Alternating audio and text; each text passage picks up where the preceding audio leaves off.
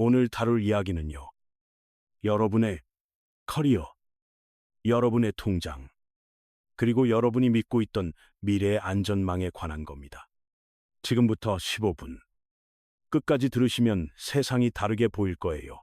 3년 전만 해도 대한민국에서 가장 확실한 미래는 코딩이었거든요.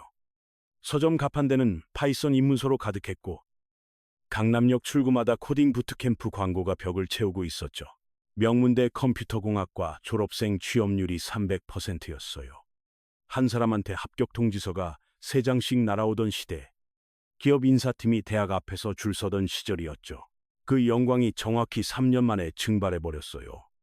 거짓말처럼 아무런 예고도 없이 지금 이 순간 판교의 불빛은 여전하거든요. 근데 그 불빛 아래로 올라가는 사다리는 끊겨버렸어요. 여러분, 이 사실 알고 계셨나요? 최근 데이터가 공개됐는데요. 명문대 컴공과 졸업생 취업률이 30에서 50% 선으로 곤두박질 쳤습니다. 대한민국 상위 1% 스펙을 가진 사람들, 그 절반이 졸업장 들고도 책상을 못 찾고 있어요. 그러면 부트캠프 6개월 수료하고 뛰어든 비전공자들은요. 말 안 해도 짐작하시죠. 거의 전멸에 가깝습니다. 도대체 뭐가 이 시장을 이 지경으로 만든 걸까요? 단순히 경기 침체 때문이라고요. 금리가 올라서, 투자가 줄어서. 물론 그런 이유도 있어요. 근데 현장의 개발자들이랑 CEO들이 입을 모아 가리키는 진짜 원인은 따로 있거든요. 인공지능이에요. 그게 우리가 예상했던 것보다 훨씬 빠르게, 훨씬 조용하게 주니어 개발자의 자리를 지워버린 겁니다. 2020년, 2021년 코로나가 만든 비대면 특수 있었잖아요. 그 시절을 업계에서는 개발자의 골드러시라고 불렀어요. IT 기업들이 몸집 불리기에 혈안이었고 코드 한 줄이라도 짤 줄 아는 사람이면 일단 데려왔거든요. 물 들어올 때 노 저어야 한다. 다들 그렇게 믿었어요. 근데 아무도 그 물이 어디서 빠질지는 계산을 안 했던 거죠. 그리고 그 물이 빠지기 시작했습니다. AI라는 이름으로요. 여러분이 알고 있는 것보다 그 속도는 훨씬 빨라요. 그리고 그 피해는 아직 절반도 드러나지 않았습니다. 혹시 AI가 코딩을 좀 도와준다 정도로만 알고 계시진 않나요? 지금 현업에서 벌어지고 있는 일은 보조가 아닙니다. 이건 대체를 넘어선 증발이에요. 잠깐 과거로 돌아가 볼게요. 예전에 신입 개발자가 회사에 들어가면 뭘 했냐면요. 선배가 설계한 거대한 구조 안에서 단순한 기능 구현하고 기존 코드 수정하고 에러 잡는 거였어요. 밤새우고 삽질하면서 2년을 버텨야 비로소 중급 개발자로 인정받았거든요. 그 과정이 이제 몇 초 만에 끝나요. 예전에 사람이 반나절 걸려서 구글링하고 스택 오버플로우 뒤지면서 짰던 코드를 지금 AI 코딩 도구는 몇 초 만에 완성해버립니다. 단순히 코드 짜주는 수준이 아니에요. 프로젝트 전체 구조를 분석하고 기능을 리팩토링하고 프로그래밍 언어를 통째로 전환하라고 명령하면 AI가 알아서 끝내버려요. 정확도요? 웬만한 일. 2년차 신입보다 실수가 적어요. 지치지도 않고요. 월급도 필요 없습니다. 여기서 냉정한 기업의 논리가 작동하기 시작하는 거예요. 여러분이 IT 기업 대표라고 한번 상상해 보세요. 예전에는 프로젝트 하나 돌리려면 고급 개발자 1명, 중급 2명, 신입 서너 명이 필요했거든요. 신입한테 월급 주면서 가르치는 건 미래를 위한 투자였죠. 근데 지금은요. 고급 개발자 1명한테 AI라는 무기를 쥐어주면 혼자서 5에서 6명분의 일을 해내버려요. 개발자의 역할이 바뀐 거예요. 직접 벽돌을 쌓던 조적공에서 AI가 쌓은 벽돌을 검사하는 감리사로요. 이 전환이 의미하는 건 단순해요. 신입을 뽑을 이유가 사라졌다는 겁니다. 가르치는데 돈 들죠. 시간 들죠. 이직 리스크까지 있잖아요. 반면에 검증된 시니어 1명한테 AI 붙이면 다 해결돼요. 기업이 신입을 외면하는 건 잔인해서가 아니에요. 산술인 거죠. 이게 바로 지금 채용 사이트에서 신입 필터 걸면 공고가 텅텅 비어버리는 진짜 이유예요. AI를 자유자재로 다루는 슈퍼 시니어만 찾는 공고는 넘쳐나는데 학교 막 졸업한 사람이 설 자리는 물리적으로 소멸하고 있거든요. 여러분이 이 채널을 구독하고 계시다면 이미 변화의 속도를 감지하고 있다는 뜻이에요. 아직 구독 안 하셨다면 지금이 그 순간일 수 있습니다. 앞으로 펼쳐질 이야기는 더 깊어져요. 실제 현장 온도를 말씀드릴게요. 최근에 한 스타트업 대표가 개발자 두세 명 뽑겠다고 공고를 올렸거든요. 며칠 만에 2,000명이 몰렸습니다. 2,000명이요? 이 숫자가 뭘 의미하는지 천천히 생각해 보세요. 불과 2, 3년 전만 해도 구인 공고 올리면 지원자가 없어서 기업이 절을 하던 시장이었거든요.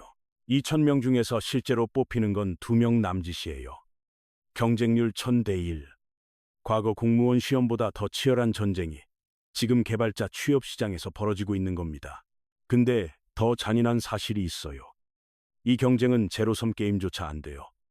AI 기술이 발전할수록 필요한 인간 개발자의 총량 자체가 줄어들고 있으니까요. 의자가 줄어드는 의자놀이인 거예요. 음악이 멈추기도 전에 이미 의자는 반으로 줄었어요. 현직 주니어 개발자들의 불안감은 상상을 초월해요.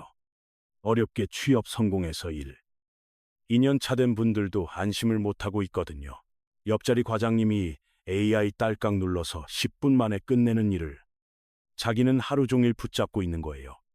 그 괴리감, 그 서늘함, 매일 느끼고 있는 겁니다. 내가 지금 공부하는 이 기술이 1년 뒤에도 유효할까? 나는 결국 AI 클릭하는 오퍼레이터가 되는 건 아닐까? 이런 실존적인 질문이 매일 밤 베개를 적시고 있어요. 특히 개발자의 기술 수명에 대한 공포가 극대화되고 있거든요. 예전에는 기술 하나 잘 배워두면 10년은 써먹었어요.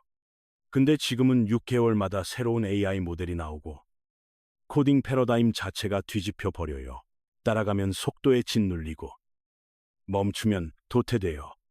가속도의 지옥이죠. 출구가 안 보이는 러닝머신 위에 올라선 셈입니다. 자, 여기서 기업의 속내를 좀 더 깊이 들여다볼게요. 아까 말씀드린 가성비 방정식 기억하시죠? 그 방정식 이면에는 더 냉혹한 현실이 숨어 있어요. 신입사원은 솔직히 처음 6개월에서 1년은요. 회사에 돈을 벌어다 주는 존재가 아니에요. 선배가 코드 리뷰해줘야 하고 시스템 교육도 해야 하고 사고 칠까봐 지켜봐야 하고요. 이 육성 비용은 기업이 미래를 위해 기꺼이 냈던 일종의 세금 같은 거였죠. 근데 지금은 그 세금 낼 이유가 증발해버린 거예요. 경력 10년 차 베테랑이 있다고 해볼게요. 이 사람은 비즈니스 로직을 꿰뚫고 있고 어디서 문제 터질지 본능적으로 알아요. 이 베테랑한테 최신 AI 코딩 어시스턴트를 쥐어줍니다. 그러면 예전에 신입 두세 명 밤새워 붙여야 했던 단순 반복 코딩, 데이터 마이그레이션, 테스트 코드 작성을 AI가 순식간에 처리해버려요. 베테랑은 결과물 검증만 하면 되는 거죠. 고숙련자 플러스 AI. 이 조합이 저숙련자 여러 명이 만들어내던 생산성을 압도해버려요. 경영진이 계산기 두드려 봅니다. 신입 3명 연봉이냐? 시니어 1명 AI 구독료냐? 답은 잔인할 만큼 명확하죠. 이게 바로 AI가 수행하는 양극화의 증폭기 역할이에요. 전문가를 슈퍼 전문가로 만들어주지만 비전문가가 올라설 사다리는 걷어차 버리는 거죠. 근데 여기서 등골이 서늘해지는 질문을 하나 던져야 해요. 그러면 미래의 시니어는 도대체 어디서 태어나는 걸까요? 이게 지금 업계 리더들이 사석에서 술자리에서 탄식하며 내뱉는 가장 큰 두려움이에요. 지금의 시니어들은 과거에 누군가가 기회를 줬기 때문에 성장한 거잖아요. 한번 해봐라. 기다려줄게. 그 말 한마디가 오늘의 전문가를 만들었거든요. 근데 지금 기업들이 당장의 효율 때문에 그 사다리를 걷어차버리고 있어요. 10년 뒤, 20년 뒤, 이 산업의 허리를 누가 책임지냐는 거죠. 신입이 들어와서 깨지고, 부딪히고, 밤새우면서 성장할 기회 자체가 낭비로 치부되는 세상이에요. 이 상황이 10년만 지속된다고 한번 상상해 보세요. 개발 생태계에는 늙은 호랑이들만 남게 돼요. 그 뒤를 이을 젊은 세대는 멸종하는 거죠. 전문성을 획득할 기회 자체를 박탈당한 세대가 등장하는 겁니다. 이건 한 기업의 문제가 아니에요. 국가 IT 경쟁력, 더 나아가 산업 전반의 인적 자본 붕괴로 이어질 수 있는 시한폭탄입니다. 잠깐 멈추고 생각해 보세요. 지금 대학에서 학원에서 새벽 4시까지 코딩 배우고 있는 학생들 있잖아요. 그 사람들이 느끼는 박탈감은 여러분 상상 이상이에요. 상담 현장에서 오는 학생들이 정말 많다고 해요. 억울한 거예요. 불과 몇 년 전 선배들은 자격증 하나로 연봉 5천만 원 받고 갔거든요. 자기는 더 많이 공부하고 더 많은 프로젝트 했는데도 서류에서 광탈이니까요. 시대가 변했으니 어쩔 수 없다. 그렇게 말하기엔요. 변화의 속도가 한 개인의 노력으로 감당할 수 있는 수준을 이미 넘어선 거예요. 명문대 컴공과 나와서 300% 골라가던 공식이 깨졌어요. 절반이 백수가 되는 세상. 이걸 단순히 취업난이라고 퉁치기엔 그 안에 담긴 의미가 너무 무겁습니다. 이건 지식노동의 종말을 알리는 서막일 수도 있어요. 아니면 인간이 생산에서 관리로 강제로 이동당하는 과도기의 진통일 수도 있고요. 어느 쪽이든 여러분의 커리어 지도는 다시 그려져야 합니다. 여기서 한 가지 관찰해야 할 신호가 있어요. 지금 채용시장 공고를 한번 열어보세요. 신입 공고수가 아니라 그 공고에 적힌 요구 조건을 보세요. 3년 전에 경력직한테 요구하던 스펙이 지금은 신입 공고에 그대로 적혀 있거든요. 이게 뭘 의미하냐면요. 기업은 신입이라는 이름으로 사실상 경력직을 찾고 있는 거예요. 가격만 신입이고 기대치는 시니어인 거죠. 시장이 보내는 가장 교활한 위험 신호입니다. 두 번째 신호요. AI 도구, 구독료 변화를 추적해 보세요. 기업용 AI 코딩 어시스턴트 가격이 매년 떨어지고 있어요. 도구가 저렴해질수록 인간을 대체할 경제적 유인은 더 커지는 거죠. 세 번째 신호. 대학 입시 지원 추이예요. 작년까지 치솟던 컴퓨터 공학과 경쟁률이 올해 들어서 꺾이기 시작했거든요. 시장은 대학보다 먼저, 수험생보다 먼저 이미 방향을 틀었어요. 이 세 가지 신호가 동시에 전멸하고 있는 거예요.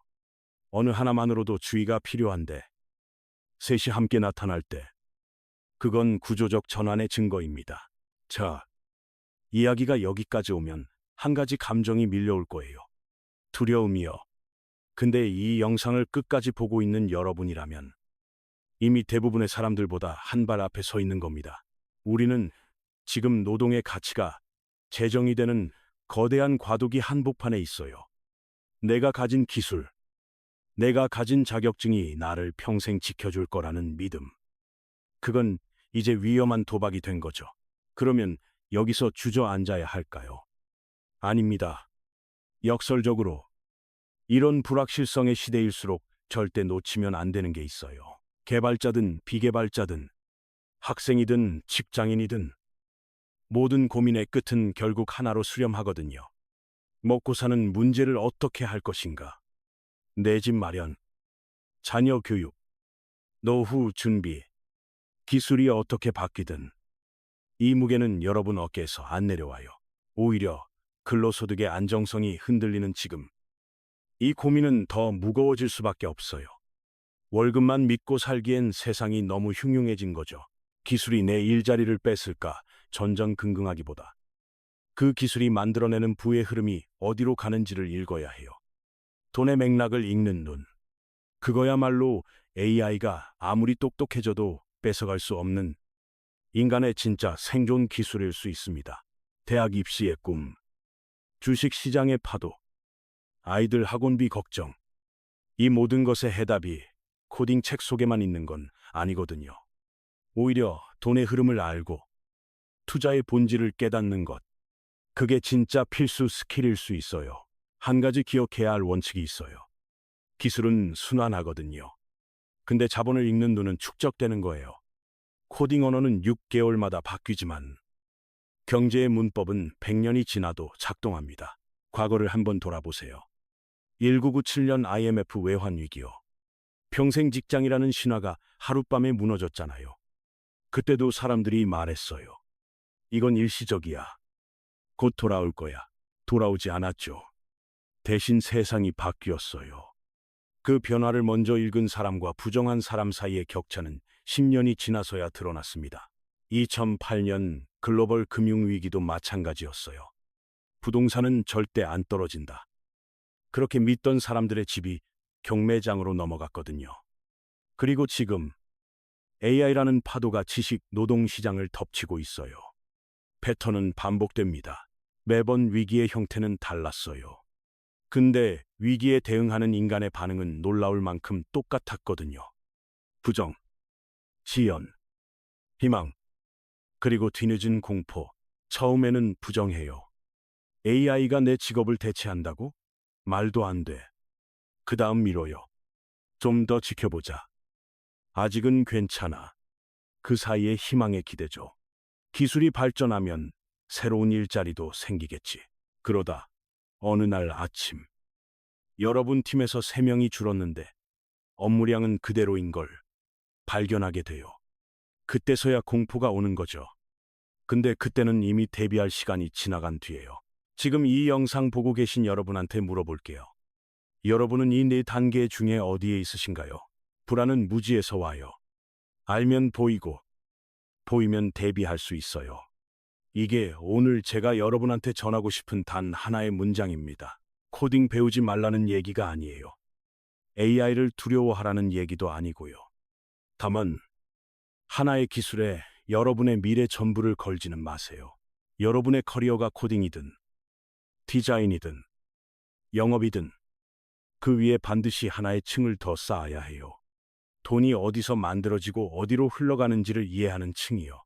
그 층이 없으면 기술의 파도가 칠 때마다 맨몸으로 바다에 서게 돼요.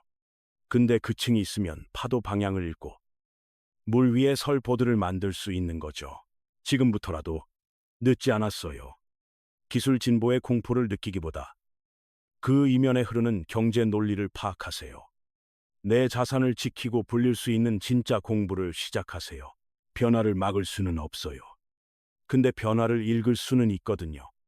준비한 사람은 파도를 타요. 부정한 사람은 파도에 삼켜지고요. 그 차이는 재능이 아닙니다. 타이밍이에요. 이 채널은 앞으로도 이 거친 파도 속에서 여러분이 방향을 잃지 않도록 가장 날카롭고 현실적인 이야기를 가지고 찾아올게요. 오늘 영상이 여러분 시야를 조금이라도 넓혀줬다면 구독이랑 좋아요, 알림 설정까지 부탁드릴게요. 여러분의 클릭 하나가 다음 이야기를 가능하게 합니다. 준비하는 사람과 부정하는 사람. 1년 뒤 여러분은 어느 쪽에 서 있겠습니까?